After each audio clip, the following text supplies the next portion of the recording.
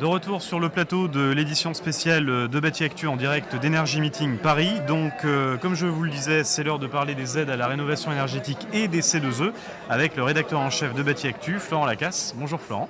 Bonjour Corentin. Donc, depuis plusieurs semaines, de nombreux acteurs de l'isolation tirent la sonnette d'alarme du fait d'un ralentissement de ce marché, l'isolation. Donc, la filière tout entière serait menacée avec des milliers de suppressions d'emplois à la clé. Comment on en est arrivé là, Florent ? Oui, effectivement, l'inquiétude est vraiment au niveau maximal. Et encore hier, il y a eu un courrier de toute une série d'acteurs de la rénovation énergétique qui évoque une chute de moins 75% des chantiers d'isolation en début d'année 2022 par rapport à début d'année 2021. C'est quand même des chiffres parlants, moins de 75%. On parle des chantiers qui sont liés au C2E. Donc deux raisons à cela.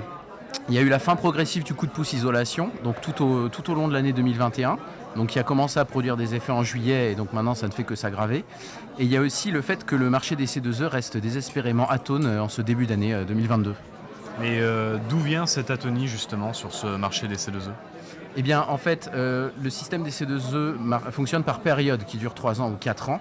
Et durant ces périodes, il y a des obligations qui sont données par l'État aux obligés d'atteindre un certain niveau d'économie d'énergie. Et les obligés, ce sont les fournisseurs d'énergie et de carburant principalement, qui doivent en fait en quelque sorte compenser les ventes d'énergie et de carburant par des actions qui font progresser l'efficacité énergétique. Donc évidemment, le bâtiment, c'est un secteur privilégié pour ça. Et donc l'obligation qui a été donnée à ces obligés en 5e période, la 5e période c'est celle qui vient de débuter en début 2022, est visiblement trop faible. Donc les obligés n'ont pas assez entre guillemets la pression pour activer le marché et ils sont pas très actifs pour l'instant. Donc voilà, il y a un appel du secteur.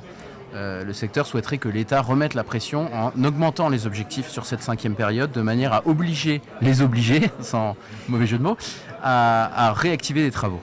Et est-ce que face à toutes ces alertes, l'État compte justement réagir en augmentant l'obligation ? Alors pour l'instant, aux dernières nouvelles, c'est au niveau de Matignon que ça se décide. Le dossier est en cours d'instruction.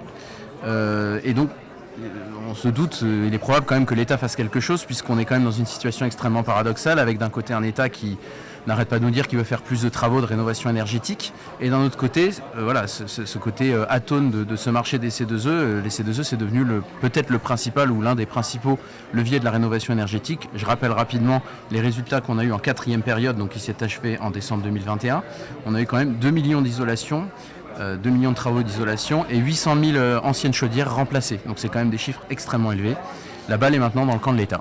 Oui, des chiffres pas négligeables, effectivement.